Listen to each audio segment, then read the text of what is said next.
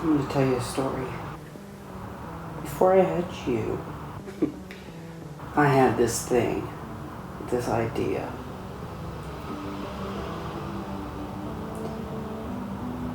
I was in love with an artist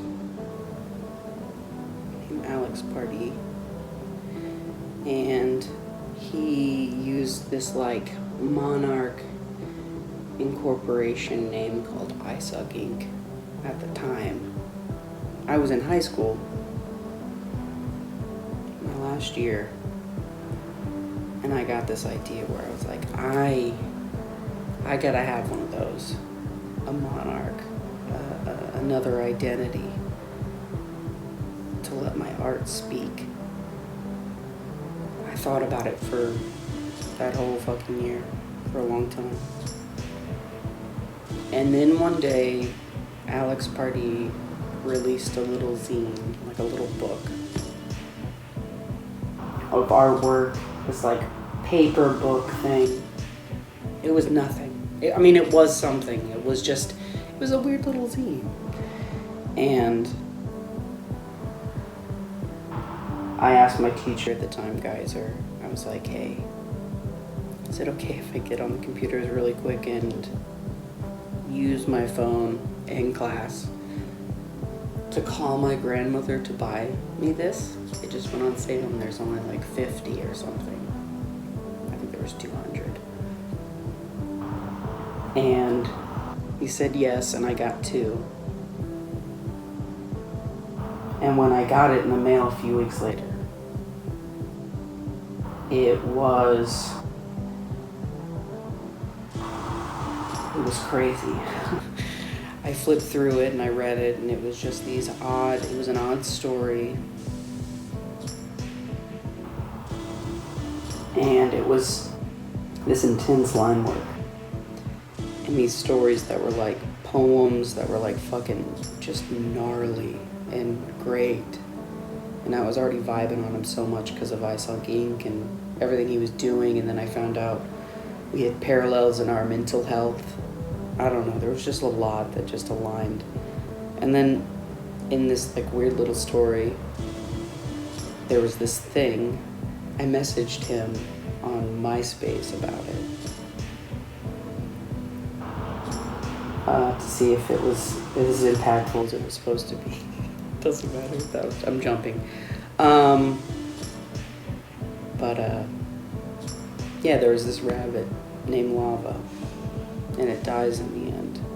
And you can tell that it's like, for me at least, it just felt like this absurd story and these insane pieces of art that I just felt like, yeah, this is what I gotta do. I gotta finish these pieces of art. I've gotta bring this Lava character back to life. It became a mission. It just became something that I knew when I was like 17, and I was like, this is what I want to do. So then came the process of thinking of my Monarch, my name. You know, as a kid already obsessed with logos and things like that, it was a big deal. And I thought I had it for a minute. There was one, and I actually did a few things under it, but we're not going to talk about that. I'll say it, but I'll bleep it out. And you know what's funny is one of its videos went viral a little bit in the Alex Pardee community because I was just speed painting his stuff.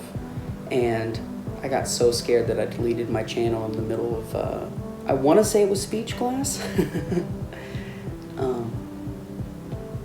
And Alex himself had said something about it because I speed painted Chatham. And I was just like, oh my God, nope, I'm not ready. This isn't the name. It just didn't feel right. And then one day I was just like, I need to Frankenstein this shit. And that's when it hit me. That when I would pull the switch of my artwork, like Frankenstein, when he's like, live, that was it. Live, lava, live. It was the phrase I would scream when I flipped the switch and I turned it all back on.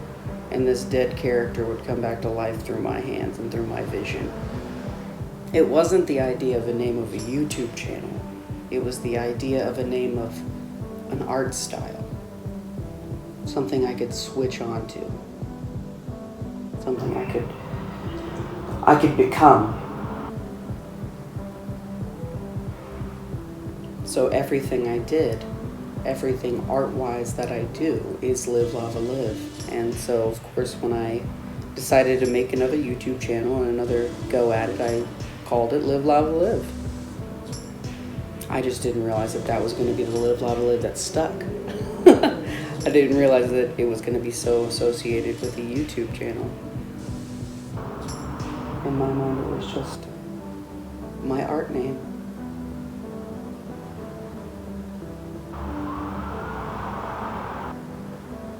My weird Frankenstein pulling the switch art name.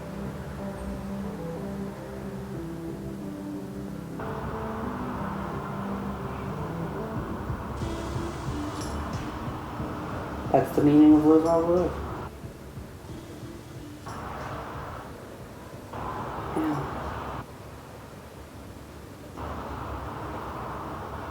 Logo.